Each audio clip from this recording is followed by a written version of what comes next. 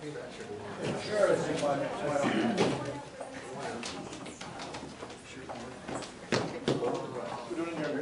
There's no correspondence, there's no other staff report. Under the report 144, the task force report review. 8.1. Councillor Underwood. Do you want me to put in a motion, or do you want me to explain and present the report? We received the report at the last meeting and referred to this meeting for discussion. The recommendations are on page 18 or page 59, whichever page you're looking at. Okay. So I'll briefly go over it and do it in point form. There was some questions that we need to ask or answer out of it. Let me get that. Well, and specifically talking about the times. The Appointment times. appointment times, yeah. That's that. So, beginning of this year, the council had a motion that was looking for the formation of a economic task force, and I'm going to have research done for that. So the motion was to undertake the exploratory and background work necessary to establish an economic development committee and prepare a preliminary recommendation for council for inclusion in the strategic plan. With that, we formed together, we put out we asked people to come forward, advertise it. We had 14 people come forward, and we asked to extend our mandate to include all those people on there. And we had the mayor as ex officio and 2 co-chairs of Councillor Scott and myself. When I was going to present this is when I was going to go through the acknowledgements and thank everybody that was on it. We did that at the last meeting, so that's already done.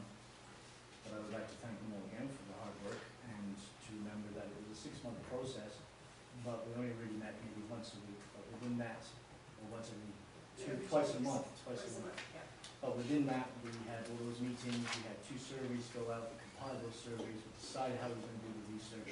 We had 5 public meetings, and an awful lot of rigorous debate around the issues. So if you look through the table of contents, we went through the abstract, which is basically explaining what was in the report. Acknowledgements, chapter 1, which is focus and framing, which I had the introduction of the opportunity, then a system analysis of the opportunity, how it relates to our organization, so we could look at how we were going to work through it and our organizational context, which is important, because we're a municipality, we are a business, we're a municipality, we work for generally trying to get economic development throughout that has a balance between social needs and business needs. We went through the conduct of research, and the research approach was decided upon at least 3 meetings, I guess, 2 or 3 meetings, where we decided what kind of research we were going to do and narrowed it down so that we could get the most out of what we were doing with the amount of people that we had and a short space of time. Chapter 3 was a task group project results and conclusions, which you see we worked by motion basically, and the consensus on a majority of who was there to vote on what directions we wanted to go through for each item, what we wanted to include into our recommendations of the report. And with that, we also compiled a survey, and we analyzed the survey looking for trends, which was quite interesting, as a matter of fact. Granted, there was only 100 surveys returned, so you have to look at it from that point of view. It's just a flavor. It's not an actual, we didn't get a huge amount of returns on the surveys. And that was after beating the bushes trying to get them. So I invite everybody to go to the chapter 4, task force implications, on page 18 of the report.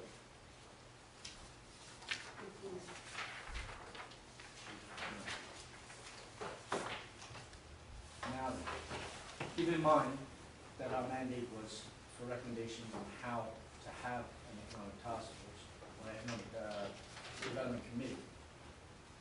We broke these down into 2 sections. So, I'll read this out. The ETF has broken the recommendations to council into 2 sets. The first are recommendations to fulfill the primary mandate of the ETF, prepare a preliminary recommendation for council for inclusion in the strategic plan, and this is where it came out of when we were doing our meetings.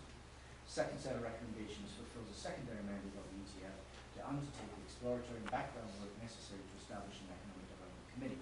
And these are things for the eventual economic development committee, which should be their focus at the very beginning when we start out. After that, the way the Recommendation 1, that a standing committee be formed to address and provide recommendations to council regarding economic developments. The standing committee shall be called the Economic Development Committee. Recommendation 1A, it is recommended that the EDC be formed by February 2013. Obviously, it won't be at the beginning, but if we can do it by the end, that would be great. 1B, it is recommended that applicants have a knowledge of or experience in one of or all the following fields: economic development, marketing, information technology, sociology, municipal and/or government affairs, systems theory, adult education, representing a cross-section of diverse interests. It would be nice out of the 6 citizens that we do invite to come in to have as broad a base of knowledge from all over as possible, so we can get different angles of looking at the same situation, same problem, same question. And it's also not intended that they all have a formal education in each of these. They could have worked in many different fields of the job and done all pieces of this, or they could be a business owner of their own that does things. So it wasn't intended that this is a That's not a job. university degree. 1C, it is recommended that the mayor and deputy mayor, along with at least 3 private citizens who were members of the ETF, interview and provide recommendation applicants to be members of the EDC to council. The reason we decided upon that as an economic task force was because they were involved from the very beginning all the way through. We thought it would be best if we had 3 members with their review as well to go through their applications and then to decide and then see what direction we were trying to go with it. Councilor Rowe? If there are 3 citizens, does that preclude them from being on the committee? Because it's kind of That's- dicey, isn't it? I would imagine, yeah, okay. I would imagine maybe the best way to go. See who's going to come in, see what the applications are like, and then maybe we can look at each members of the economic task force and invite them, 3 members who aren't applying to be there on the board. It might be a good way to look through. Recommendation 2, that a guiding mandate of the EDC be accepted by the council as follows. This is a mandate for the EDC to work within. Economic development in Lambton Shores is the process by which we create, retain, and reinvest in wealth by promoting business retention and expansion to stimulate job growth for the betterment of our citizens.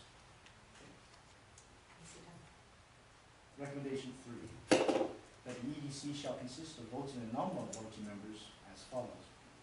Voting members shall include the mayor, ex officio, deputy mayor, 6 private citizens. Non-voting members shall include, if required, Lambton Shores CAO, SLEP, TSL, and any advisors felt to be necessary. So if the EDC is in the middle of a task or something they're trying to answer that we give them or ask them to figure out for us or give us recommendations for, they can look for any resources as necessary, that it's non-voting members. Now this is the point we're talking about here. 3A.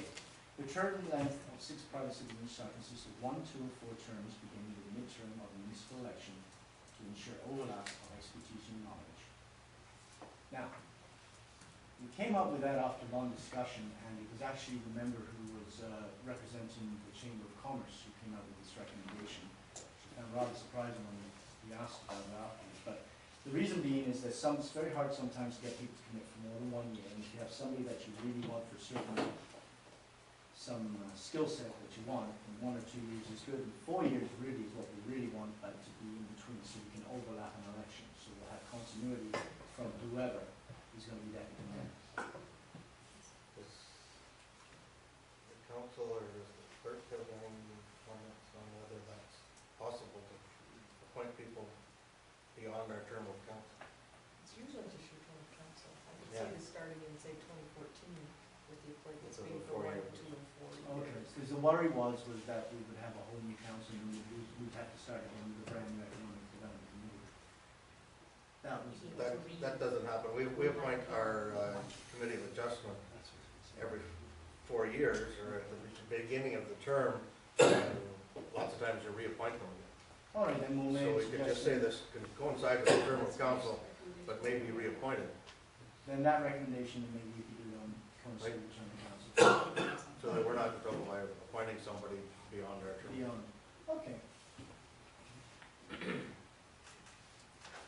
3B,